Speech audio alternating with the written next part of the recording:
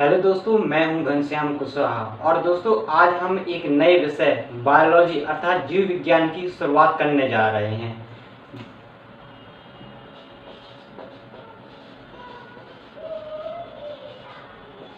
दोस्तों बायोलॉजी दो शब्दों से मिलकर बना होता है, bio plus logy. Bio means life and logy means study. It means the study of life is called biology. चलिए दोस्तों, बायोलॉजी को कुछ समझने का प्रयास करते हैं। जैसा कि हमने जाना कि बायोलॉजी दो शब्दों से मिलकर बना होता है, अर्थात बायो प्लस लॉजी। और बायो अर्थात लाइफ, जिसे जीवन कहा जाता है, और logy means study. Study means अध्ययन करना, अर्थात स्टडी ऑफ लाइफ, मतलब जीवन का अध्ययन ही बायोलॉजी कहते हैं। और दोस्तों, जिन चीजों में जीवन होता है उसे हम सजीव कहते हैं।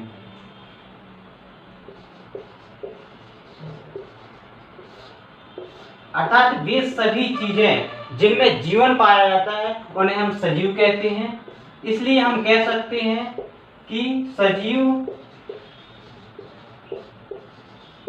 का अध्ययन ही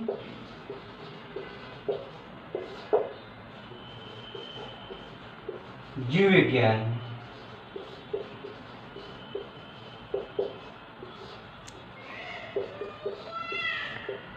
दोस्तों, जीव विज्ञान शब्द का प्रयोग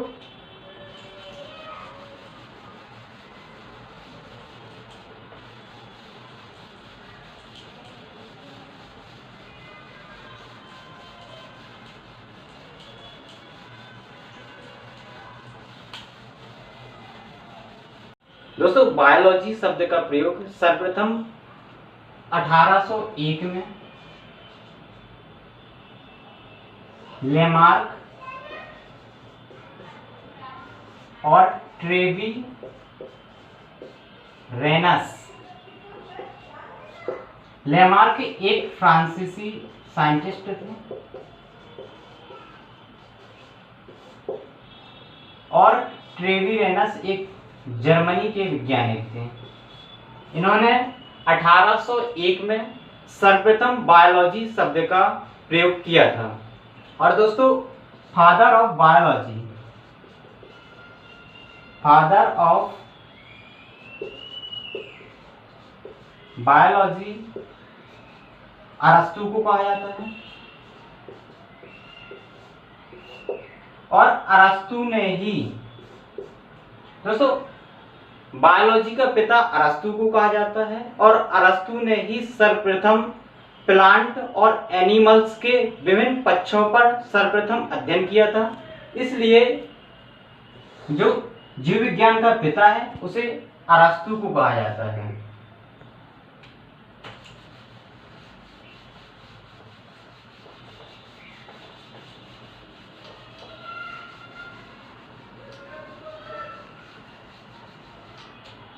दोस्तों, बायोलॉजी की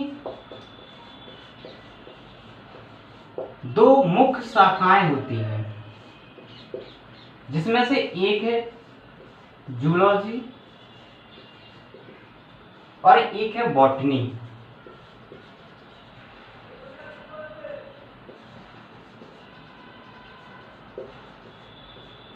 दोस्तों, किसी भी प्रतियोगी एग्जाम का सबसे केंद्र बिंदु जूलॉजी होता है, अर्थात जो क्वेश्चन पूछे जाते हैं वो इस पोर्शन के अंतर्गत अधिकांशतः पूछे जाते हैं।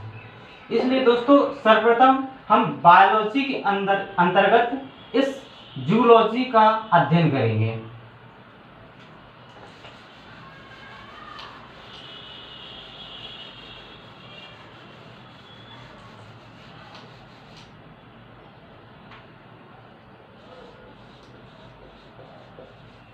जूलॉजी, इसे जंतु विज्ञान कहा जाता है हिंदी में।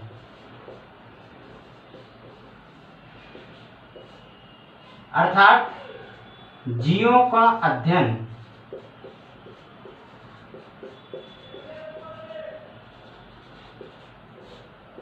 अर्थात विज्ञान की वह शाखा जिसके अंतर्गत हम जीवों का अध्ययन करते हैं उसे जूलॉजी कहा जाता है।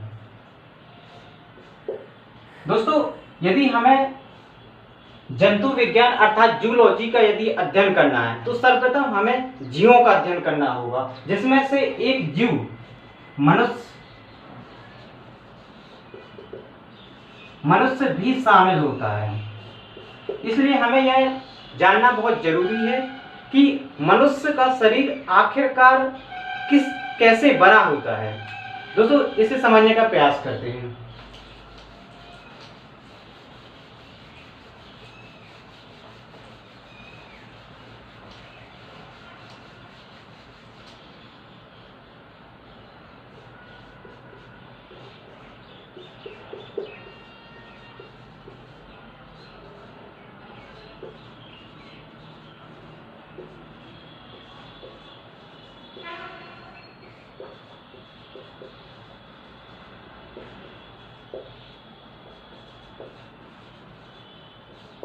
दोस्तों, एक डायग्राम बना हुआ है जिसमें सबसे नीचे सेल को दर्शाया गया है, उसके बाद टिश्यू, उसके बाद ऑर्गन, फिर ऑर्गन सिस्टम और अंततः बॉडी का निर्माण हो जाता है। अर्थात जो सबसे स्ट्रक्चर यूनिट होती है किसी मानव शरीर की, वो उसे सेल कहा जाता है।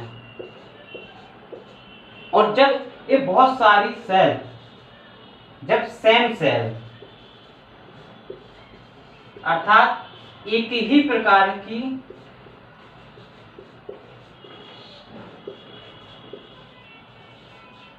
सेल्स, दोस्तों जब एक ही प्रकार की सेल्स आपस में मिल जाती हैं तो वो टिश्यू का निर्माण करती हैं। और इसी प्रकार जब बहुत अनेक टिश्यू मिल जाते हैं तो उसे एक ऑर्गन का निर्माण करते हैं और उसके बाद ऑर्गन सिस्टम और इसी प्रकार बॉडी। जैसे यदि हम टिश्यू की बात करें तो ब्लड एक टिश्यू है जो कि कनेक्टिव या संयोजी ऊतक के अंतर्गत आता है। संयोजी ऊतक एक ऊतक का प्रकार होता है। ऊतक के प्रकारों में हम आने वाली क्लासों पे अध्ययन करेंगे। और इसी प्रकार जब अनेक टिश्यू आपस में मिलते हैं तो एक ऑर्गन का निर्माण करते हैं। जैसे आमाशय, इसे स्टमक कहा जाता है, या फिर किडनी, लंग्स इत्यादि। ऐसे बहुत, इसी तरह लगभग हमारे शरीर में लगभग 80 अंग पाए जाते हैं। और जब अनेक अंग मिल जाते हैं तो एक ऑर्गन सिस्टम का निर्माण करते हैं। जैसे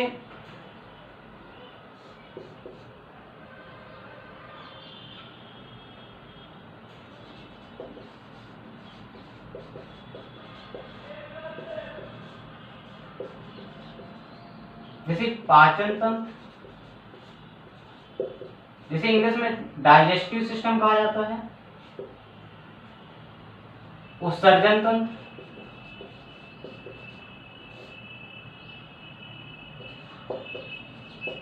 जैसे एक्सक्रीटरी सिस्टम कहा जाता है,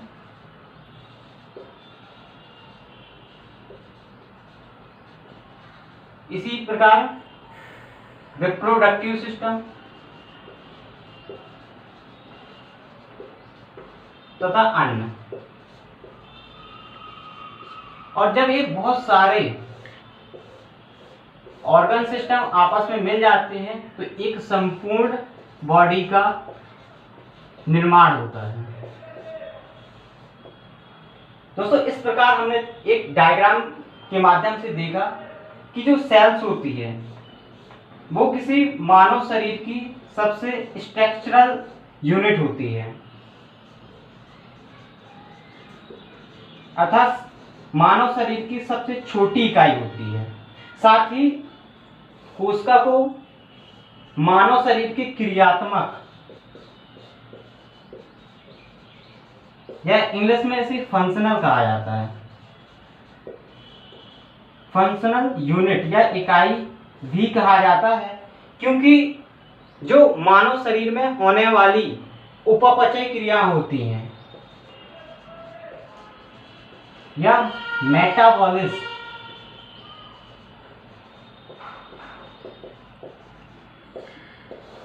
जो सभी मेटाबॉलिज्म क्रियाएं होती हैं वो हमारे कोशिका के अंतर्गत ही संपादित होती हैं। उपापचय के अंतर्गत दो क्रियाएं शामिल की जाती हैं, एक उपचय और दूसरा है अपचय।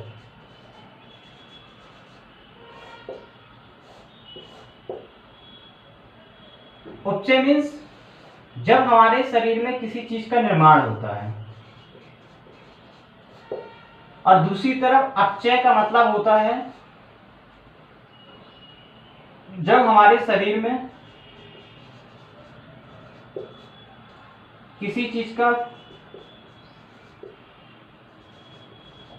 विनाश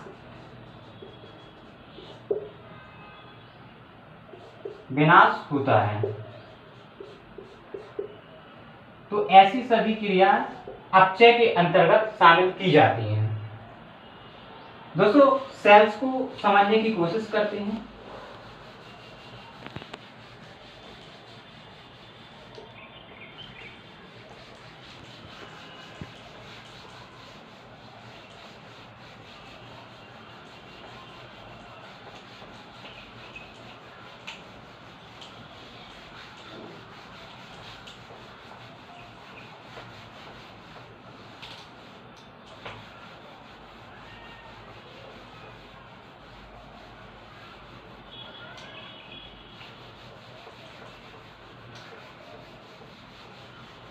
दोस्तों अभी तक हमने जाना कि जो सेल्स होती है वो मानव शरीर की क्रियात्मक और संरचनात्मक इकाई होती है, और सेल्स की खोज सर्वप्रथम 1665 में रॉबर्ट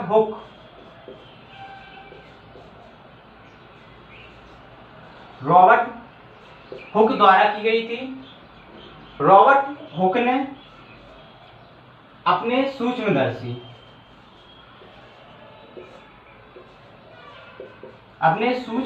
के माध्यम से जब एक वृक्ष है जिसका नाम है क्वेरकस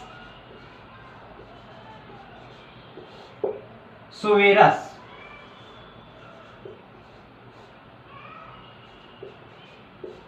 इन्होंने इस वृक्ष की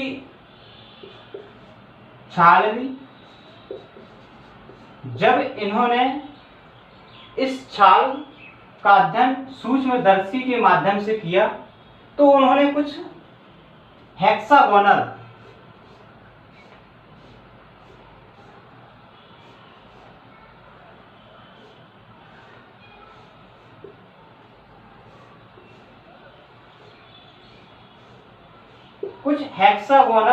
संरचनाएं देखने को मिली, जिसे रॉबर्ट हुक के द्वारा कोसा नाम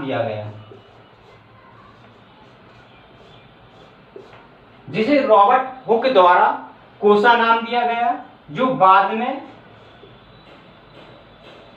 सेल कहा गया। और इस प्रकार हमने देखा कि कैसे रॉबर्ट हुक द्वारा सेल की खोज की गई। अब सेल के संबंध में एक सिद्धांत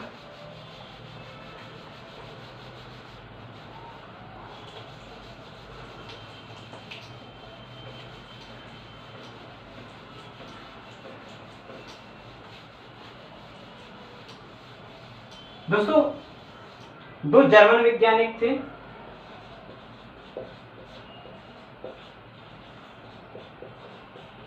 जिनका नाम सिलीडेन व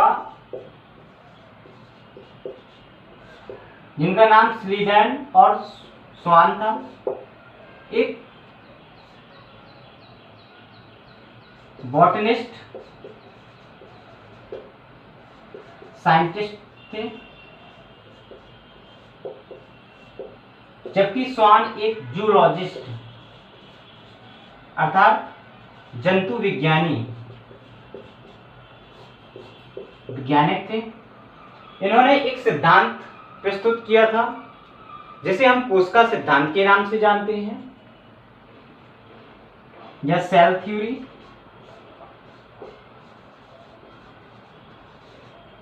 इन्होंने सेल थ्योरी के अंतर्गत कुछ चीजों को बताया, जिसमें प्रथम बिंदु है कि प्रत्येक जीव का निर्माण एक अथवा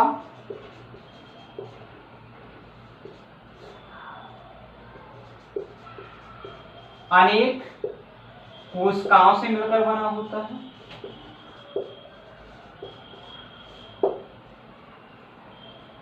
और दूसरा बिंदु है कि प्रत्येक सेल्स या प्रत्येक कोशिका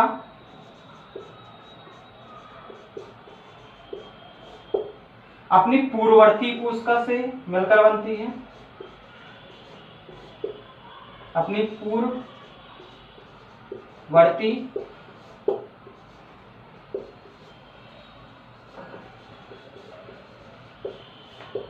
कोशिका से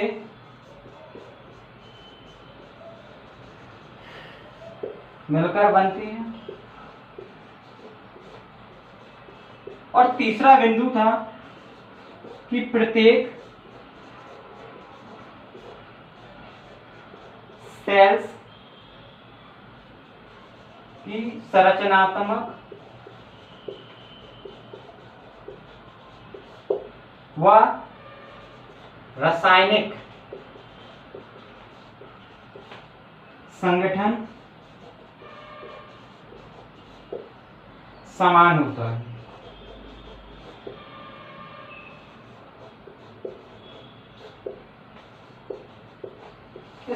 इस प्रकार स्लीलैंड और स्वान के द्वारा कुछ महत्वपूर्ण बिंदुओं के माध्यम से कोशिका सिद्धांत को समझाया, जिसमें पहला बिंदु था कि प्रत्येक जीव एक अथवा अनेक कोशिकाओं से मिलकर बना होता है। यदि जीव एक कोशिका से मिलकर बना है तो उसे एक कोशिकीय जीव कहा जाता है, जबकि एक से अधिक अथवा या यूं कहें कि बहुत सारी कोशिकाओं से मिलकर बना है तो उसे बहुकोशिकीय जीव कहते हैं। जबकि इसका दूसरा बिंदु है कि प्रत्येक जो कोशिका होती है वो पूर्ववर्ती कोशिका अर्थात मार्ग कोशिका से मिलकर बनती है। जैसे समझ सकते हैं कि मान लीजिए ये कोई कोशिका है, जब इसका डिवीजन होगा तो एक से दो कोशिका, फिर इसके बाद इसका डिवीजन होगा इससे दो कोशिका, इसी तरह इसकी दो कोशिका। तो जो प्रत्येक कोशिका होगी वो अपने मातृ कोशिका से मिलकर बनी होगी।